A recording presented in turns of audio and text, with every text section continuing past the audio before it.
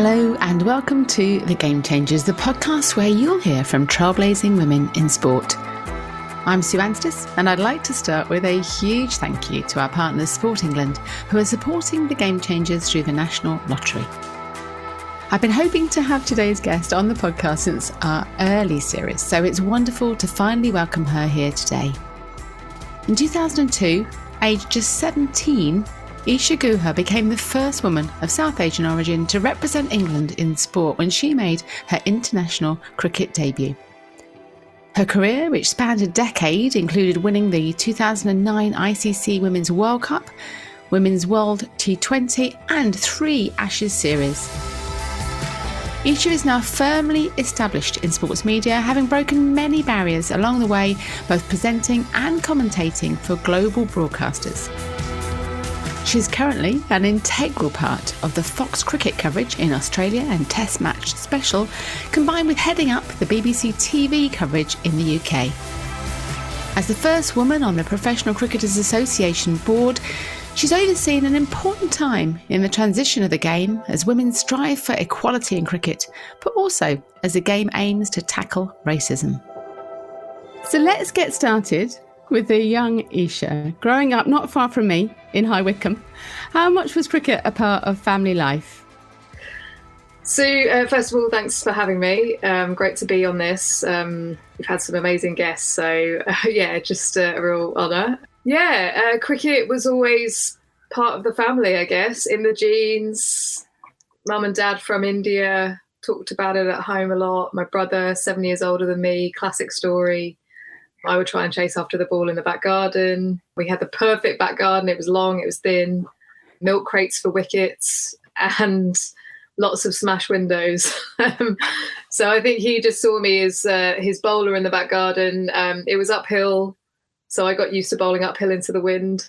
He would get me out pretty quickly so I could bowl for the rest of the evening. So it was fairly early days for me in terms of the interest in cricket. It wasn't just cricket. I played a few different sports, but I guess cricket was always there from an early age. And like many of the women I've talked to on the podcast who play team sports, you started off playing on boys' teams. So was there ever any resentment or hostility to you playing as a girl? I think naturally, there are a few raised eyebrows, but for me, I was really fortunate at High Wycombe. So it was a really nice team. I loved playing with the guys there. Yes, it was intimidating to start as the only girl, but I think it was really important for my development in terms of taking myself out of a comfort zone. I think there was initial reluctance, more so from dad, but I think mum was quite persuasive, and then dad kind of came around in the end, and he ended up becoming, one of my biggest supporters. He set up a women's section there.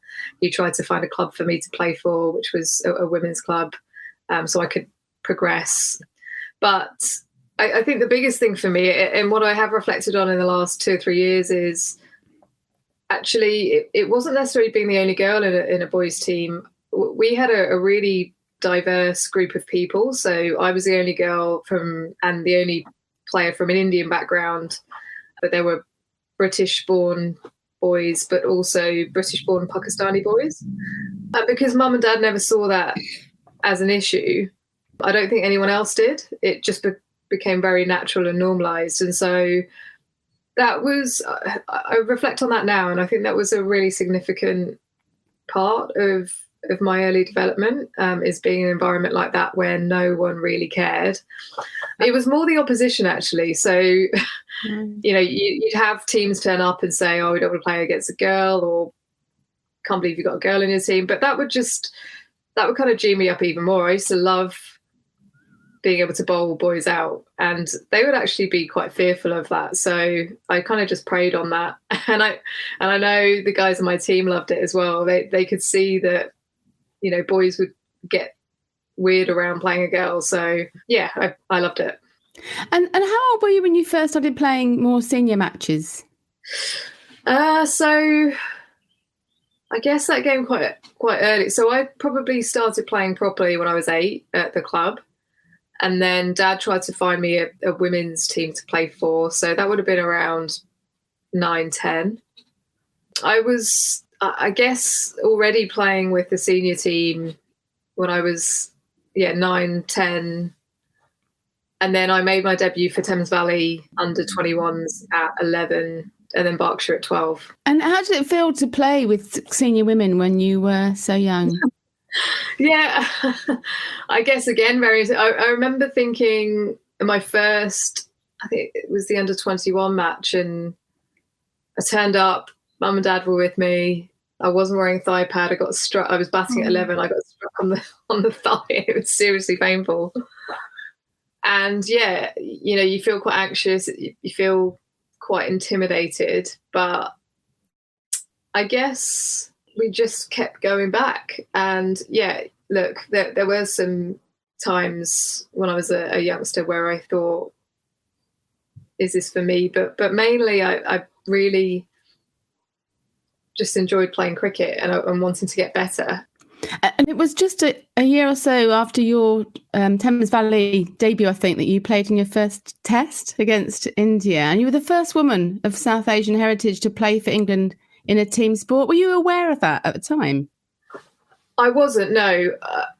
There was a big deal made of it. So Radhi Nandalal, who was playing at Thames Valley at the time, when I became mates with her daughter, she had played for India. And when I got the call up, she was really proud. She said that this is a really huge moment. And there was some media around it at the time. But for me, it didn't really resonate at all. I just didn't think about it. I just thought, how amazing I'm getting to play for England with these amazing people. It was probably more that than anything, just the pride of being able to play for your country. You know, I grew up in England, and so it meant so much more. I mean, my first game, though, was against India. Yeah. So that was quite a special occasion. And, you know, as I went through my career, I would always love playing India or going to India because obviously it's my roots. So I always have special memories of those matches, but I never, ever, you know, I would get a lot of questions of, well, who do you support? And and do you find it difficult playing for England against India? And my answer to that question would always be, look, I'm very proud of my roots, but I've grown up in England and I've always wanted to play for England. So I'll always choose England first over India. But that's, again, on this journey, I've recognised that not everyone who grows up in England supports the country that they live in. That's not just in cricket, that's in, you know, many other sports as well. And that's okay. It's whoever you feel your allegiance is to. I would obviously love for those young players who support India or Pakistan to want to play for England as well, though. That is the goal, is for them to want to be part of the pathways and the system to want to go on and play for England. And talking of the pathways, because we're 20 years on from your kind of first time of playing, but has enough changed in terms of girls from South Asian backgrounds coming through in England cricket team and in that pathway? Well, it's a very limited number. So after me, Sonia Adedra, and that's it. So then you start to question, well, maybe I was an exception. And why was I the exception? What are the barriers? And this is what we're trying to understand. You know, it's something I've been very passionate about since I started playing, and with various initiatives that I've been involved with over the years. But just like in your book, Sue, when you talk about the reasons why someone doesn't take up a sport, we can't look at the superficial reasons, you know, the same old reasons that everyone goes back to, which is didn't have enough support from parents, or parents wanted me to be a doctor. Yes, that has been a traditional mindset, but it's more than that. It's getting down to the detail. I can be very open and say, I don't think we talk about menstruation enough in sport. And again, that's something you alluded to in your book, but certainly with South Asians, it is a taboo subject. I actually started my period pretty early, and it was really difficult trying to navigate that and play sport, especially when you're wearing whites. But it's something that you feel you can't really talk about. It was something I didn't really talk to my mum about in terms of wearing tampons and things like that. So these are the sorts of barriers that I'm talking about. But look, when I look around, I see a lot of young South Asian talent. In fact, there is overrepresentation in some places, but it's not connecting up. So why isn't there that translation to county and further? We are seeing a lot of South Asians playing county cricket, which is great. We're seeing an emergence in the regional teams, but how do they make the next step up? And that's actually something that I've been heavily involved in trying to understand. I think removing those barriers, making it more inclusive, mentorship, I think, is really important. And hopefully we'll see that flourish going forwards. And, with programs like ACE as well, it's really addressing the need to bring people from different backgrounds through. When you talk about the change that we've seen in terms of more women, especially at the county level, coming through, is that in the recent years? Is that the last 5-10 years, or has that happened? When has that shift occurred? Yeah, I'd say so. Probably the last sort of 5-10 years. I think, growing up, I'd often see women from different backgrounds, but yeah, it was very rare. You look at a team like Middlesex at the moment, and Sunrisers, and there's probably 4 or 5 girls that are from an ethnically diverse background. So the interest has always been there. I mean, the passion for cricket has always been there at home. They make up 30% of the playing population in cricket. Girls at school that I went to, they would talk about playing with their uncles and their brothers in the back garden, but they just never made that step into the system. For whatever reason that was, they didn't feel it was for them. So it's important to change that. And you do loads of great work in this area with the likes of Sporting Equals and Cricket United and the British Asian Trust, and you're a member of the ECB South Asian Strategy Panel. But is the governing bodies itself doing enough, do you think, in terms of moving this forward and making that change? Can always do more. And I think the last year has been a really difficult time for people in cricket, shining a spotlight on racism in our game. And it's been seriously devastating to many people. I think everyone has felt it. The pain and the fact that, we have to address these issues. We can't turn away any longer. And so with pain, with darkness, there's always light at the end of the tunnel. There's light to look forward to bring us out of that. And I think what we need to focus on is listening. I think everyone needs to take a look at themselves as well and how they can be better. If you're not willing to be better, then you're probably not in the right place. But at the same time, I don't vilify those people. I just think they're on a journey themselves. I think change is only possible when you have a willingness to learn and understand. And unfortunately, there are still some people who are quite defensive about the fact that there might be racism in our game. And I remember hearing at the time, and I guess it was just so devastating, really, wasn't it? The whole of Azim Rafiq's testimony and so on. But I was thinking at the time, from a female point of view also. So they talked about the locker room chat and all the rest of it, which was all hideous to hear. And I kept thinking, but, layered on top of that also is misogyny and sexism and all that element too. So I don't know what your thought, clearly what happened was terrible, but it's almost like a double whammy again if you're also a female in the sport as well. I'd say that culture is everything, isn't it? It's just, can you just be a decent person to another fellow human being? Basically, that's all anyone wants, really.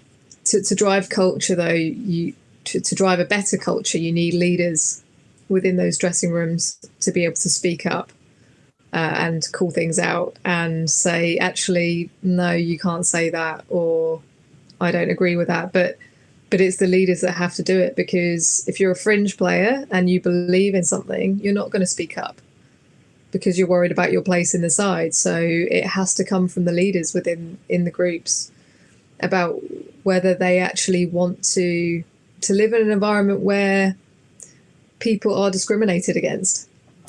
You're also the first woman of an ethnic minority background on the board of the Professional Cricketers Association. So I wonder, why was that important to you?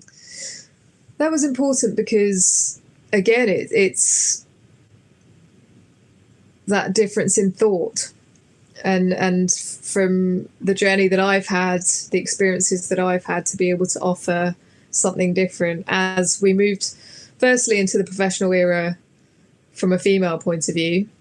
And what I noticed, certainly towards the end of my career, I guess I would get riled up about things that not necessarily the other players would, about equity in sport and how we were treated. And I guess I was made to feel like, actually, that's not my role to get upset about these things. You know, just get on and play and do what you do, and don't worry about all that stuff. But actually, it did affect me, because at times I thought, well, hang on a second, that doesn't feel right. You know, we are the most successful team in the history of English cricket. Why are we being treated differently to anyone else? And so, again, it's been a journey to get to the point that we are at now with the women. And I think, again, it's a culture and a mindset change of stop being grateful for everything. Have a voice. If you see something that you're not happy with, then please speak up. And that's what the PCA is about. It's about having a voice to be able to speak up on behalf of the players collectively. Look, it is important to be grateful, and look, it is amazing how far we've come so far, but there are still things that need to be implemented to really try and achieve equity in sport. And the PCA put together a paper called A Fairer Future, which they've handed to the ECB, and it outlines steps on the journey to equity. And that's not just financially, that's just not feeling like second-class citizens. It is provisions, it's maternity support, it's not flying economy when everyone else is flying business class. It's being able to allow your partners on tour when you're away for such a long period, especially in the last couple of years of COVID, where everyone's had to be in bubbles. So again, it's about trying to push for these things. Obviously, there are priorities, and it's about working out where you can get to by a certain point. Targets are really important. That's what I've learned. To have a 5-year journey of the transition of domestic players being semi-pro to fully professional. So currently the regional teams, at the start, only 5 of the players were fully professional. So I want to get to a point where everyone is professional. And it's all, you know, everyone's learning together as well. So it's important to collaborate on these things.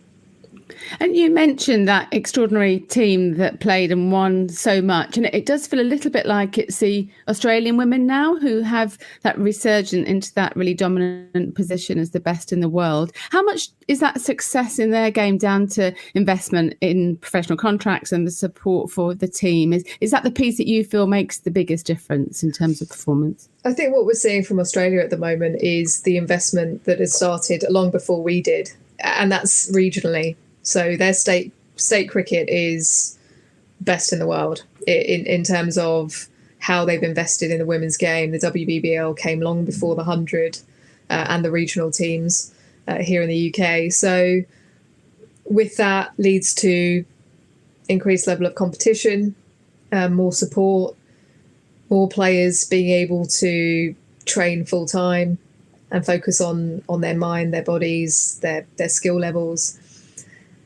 And we're seeing the depth that they have. So there's no team in the world that has the depth that Australia do. You could replace every single one of their first 11 and they'd still put out a good performance against England.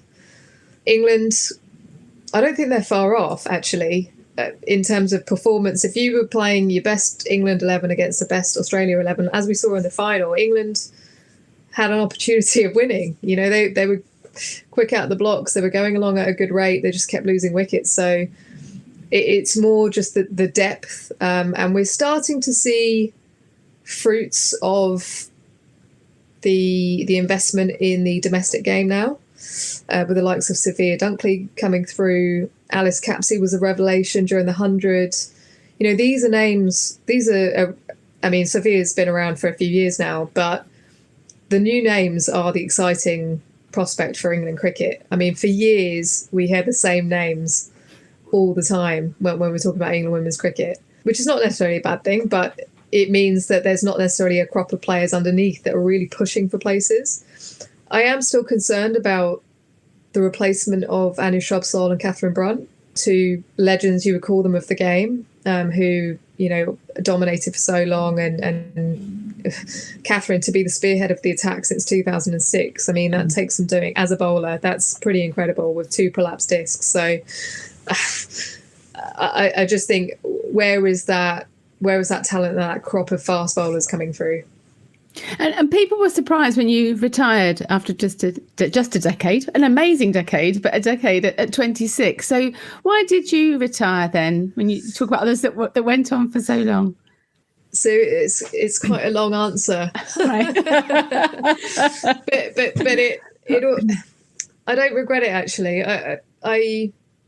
It was hard at the time because I felt like I was letting people down, and I felt like I was stepping away from something that I truly loved.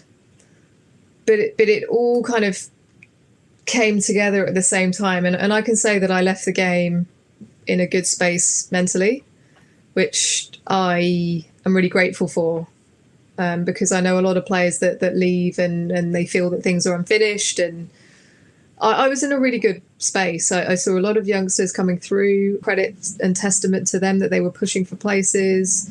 I had been on this journey of being a pretty average side to becoming the best in the world, and the next kind of challenge then was to make myself a better player, and for us to go on this consistent period to become a more consistent side and become a side like Australia that had a really long period of dominance.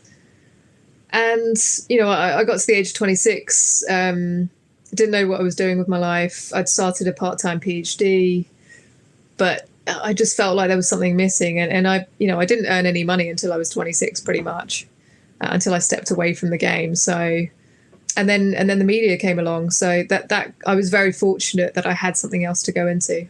Would you have carried on playing longer if it had been professional? Probably. Yeah. Probably.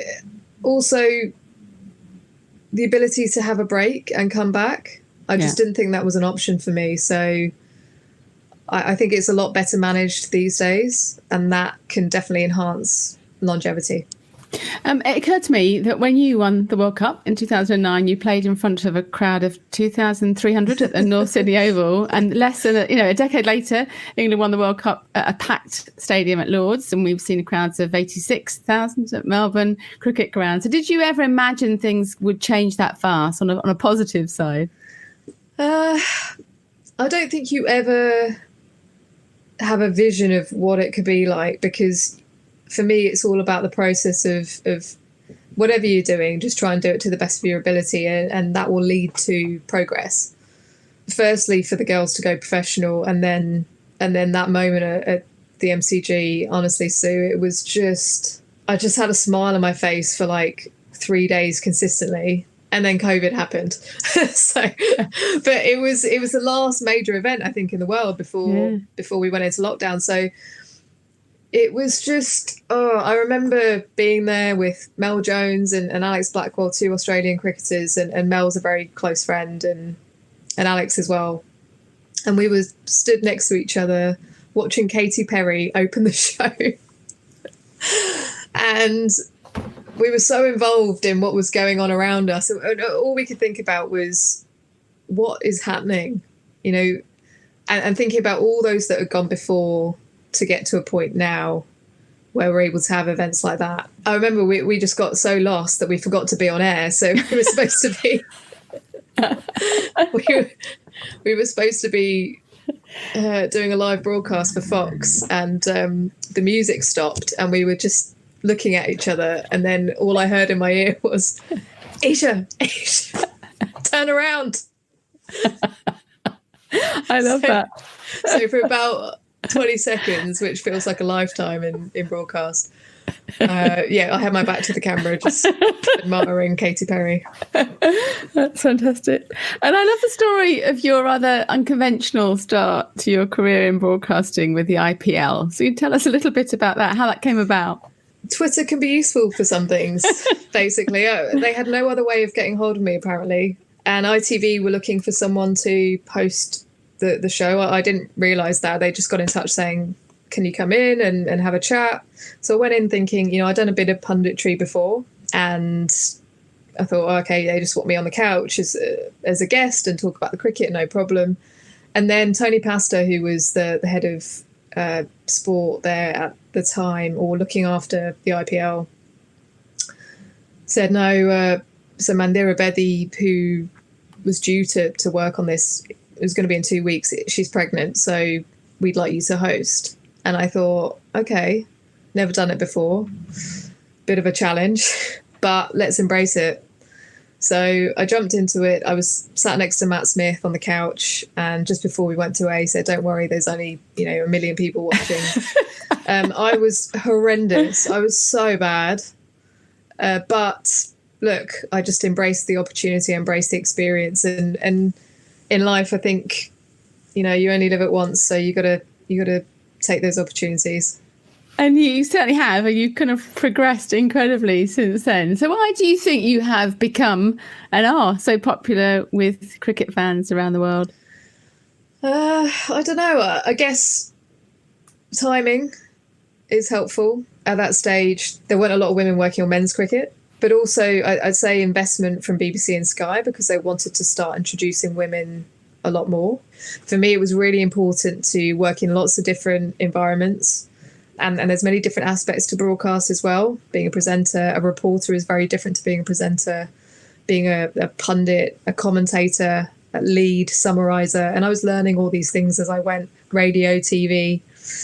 And I just wanted to become a good all-rounder. I wanted to, a bit like in cricket, you make yourself indispensable if you have all the skills. So that was quite big for me. I worked in environments at Sky, super professional TV broadcast, to places like Star, where that's also very big, but you literally getting your running order like a minute before you go to air. So it's a lot more freestyle, and actually that was quite good for my development. And yeah, I think just throwing myself into lots of different environments with lots of different people, but obviously it was quite male dominated. There weren't a lot of women, and that's why it's so nice now I felt so much pride watching the Women's World Cup just gone, because there were so many amazing, unique voices from the women's game from around the world, and you could hear it, that there's no turning back now. It's just going to become normalized, and that's what I love about it. And how do audiences differ across the world in terms of their response to female presenters? Is that very different from, you mentioned Star and Fox and BBC and Sky? Yeah, I'd say so. I think in general there is a respect for female presenters wherever I go now. I think in India, maybe it was a case of who was the last Miss India to be able to come in and present a broadcast, which, that's not necessarily a bad thing. It's just, I think the idea of what they wanted in a presenter was very different to, say, how other broadcasters approached it. But I'd say now, there are so many amazing female presenters around the world, and you kind of become a bit of a union. Like, it's just nice seeing them on the circuit and just seeing them do well. And I think the guys are very accepting of it now. They just understand that's what it is, and they're very supportive. I was fortunate to have support, and I'm very thankful for that. We did mention Katy Perry, and I'm interested in your thoughts on cricket and music. We talk a lot about the need for sport to engage that younger audience, and the 100 did that last year through working with the BBC and so on. So I just wonder what your thoughts are. You're married to a musician. Your husband's a musician, isn't he? So whether there is more that could be done, do you think, to bring that link between cricket and music? Oh, I love the cricket music link. I loved doing the 100 last year, and the BBC, we were throwing to BBC Introducing, and it just felt good. And I think every country does it in a different way. And I think it was really important that the UK did it how the UK should do it. Let's not copy the BBL entirely. there is such a rich history of musicians in this country. It makes absolute sense. So, and there's a lot of musicians that love cricket as well. There's a lot of closet cricket lovers in music, purely because I think they have time on their hands to be able to watch the longer formats. So, but yeah, no, I love the idea of music and cricket combining. Brilliant. You're launching a new charity in your mum's memory this summer. Can you tell us a little bit more about her and the impact she had on your life? Yeah, I think everyone has a woman that they're inspired by, and my mum was it for me. She was just the most incredible person. She was a teacher herself, and she took a lot of pride out of she used to call it forwarding people, so developing people. And she had a great impact on disadvantaged kids in particular, those that really struggle to get out of their own community, gave them confidence to be able to move into any environment, and obviously have the skills and tools to be able to succeed in education as well. So that gave her tremendous pride. But just how she was as a person, she was very inclusive. She learned about lots of different cultures just so she could understand, and she approached conversations in exactly the same way with everyone that she met. But for me in particular, she was just a huge source of strength, and I would go to her for any advice that I needed. It was a very difficult time when we lost her 3 years ago, but it was again a learning experience in how to deal with grief of such magnitude, really, and to be able to do something in her honour just gives me tremendous pride to be able to keep that kind of legacy going. So that's kind of the philosophy we're going with, and that kind of mindset of wanting to help forward people for this particular organisation. And can you tell me a little bit more about plans for it this summer? Yeah, so it's been fairly organic, which I think has been really important. You don't want to rush these things. And actually, what I wanted to do was, so we actually put a recipe book together for her. I bought it. It's beautiful. It's really lovely. So we did it because she'd always done something for everyone else her whole life. So we were like, right, we're going to put this book together. And then sadly, we found out she was ill. And so we rushed it through, but we managed to get it to her prior to her passing. And she was just so, again, just really thankful and had so much gratitude for us putting it together. But it really was because she'd basically cooked from the age of 8 years old, and such amazing recipes. And I was like, Mum, we have to just get this down like on paper. And yeah, so we got a friend up to take pictures and everything and put it together. And, people kept asking to pay money for the books. And she was like, no, just give it to charity. So that's where the idea kind of spawned of, okay, well, who do we want to support through these books? And on a parallel, I was kind of going into the community trying to work out what cricket needed, what South Asians needed to progress. And then it kind of all just merged, really, in terms of forming this foundation in her honour and the need of what I think is important for young cricketers, which is the idea of mentorship. But I think it's important to actually go out there and really kind of understand properly first before it kind of shapes the work that we're doing.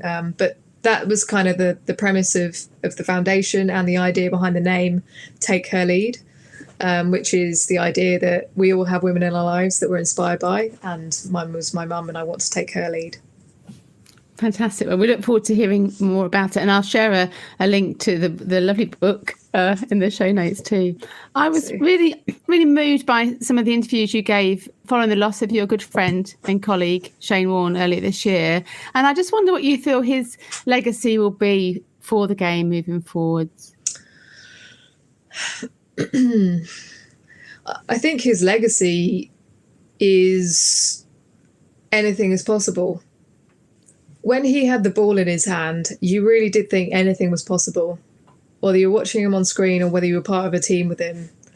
And that's what he did to every environment he was part of. He just lifted you up. And I just feel so unbelievably grateful that I had any time with him at all. That's how I look at it. You know, growing up, watching him on television, watching him in the commentary box, and then getting the opportunity to work with him, and then him kind of welcoming me and Rich in and being a source of support and really kind of giving me the confidence to believe in myself as a commentator. So while I'd started presenting quite early, I just didn't think that I had it to be a decent commentator. I didn't like my voice. I didn't think that I would be as good as some of the other female commentators going around. And I remember that I spent some time in Australia working for a station called Triple M. And again, prior to that, I thought, I'm not sure how I'm going to go down here. But I was very lucky in that the Australian public really kind of warmed to me. And on the back of that, I got my opportunity with Fox. And so we were working together a lot more and at Sky. And he would ask me what I thought of the game. And for Shane Warne to be asking me what I thought was the biggest confidence booster. You know, I've worked with so many male cricketers now. And I'm really kind of fortunate to have had lots of different pieces of advice from everyone. But when it comes from Warney, it means that much more, because you know that if you have his respect, you have the respect of everyone else.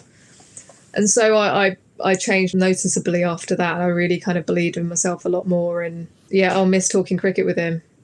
And you talk about, I guess, loss and dealing with loss in life. So just finally, reflecting on his life and career, has it made you think more about your own ambitions and goals moving forwards? And I realise the foundation is very much a part of that too. Yeah, I think so. I think life isn't a dress rehearsal. So I guess from a young age, it was always about experiences and being able to experience as much as life has to offer. And we are so lucky to be able to live in a world where we can do that. You know, there are many others that don't get the opportunity to do what we are very privileged to do. So it's about taking those opportunities, finding time to see your friends, travel, experience things. And look, I was really fortunate to have been part of that team in 2009 and to have gone on this journey in broadcast now. So for me, everything is kind of a bonus. That's how I see things anyway. I feel very fortunate to have the friends and the family that I do. And actually, it does inform decisions, because you go through things and you get treated in a certain way and you go, I don't really need this actually. so then that kind of informs your decisions about where you want to be and how you want to live your life. And giving back is obviously really important. You want to be able to have the opportunity, while you've got a voice, to be able to create change. And, you know, my mum is an absolute example of that. She was one person, but she had an influence on so many people to be better and to create change. So it's about inspiring and trying to encourage people to not maybe get so focused on one thing, but really kind of look outside the box and enjoy their life. How wonderful to finally talk to Isha. You can understand why she's had such success as a broadcaster with her incredibly open and natural approach. If you're a fan of cricket, then please do go back and listen to other guests I've spoken to on the Game Changers podcast, including the likes of Claire Connor, Ebony Rainford Brent and Ellie Oldroyd. You can find out more about all my previous guests at fearlesswomen.co.uk. As well as listening to all the podcasts on the website, you can find out about the Women's Sport Collective, a free network for all women working in sport.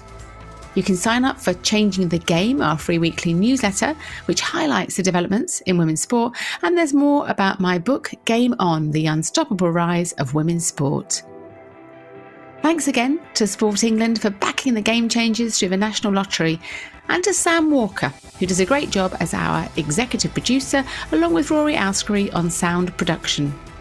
Finally, thanks to my brilliant colleague at Fearless Women, Kate Hannon. Do come and say hello on social media, where you'll find me on Twitter, LinkedIn, Instagram and Facebook at Sue Anstis. The Game Changers. Fearless Women in Sport.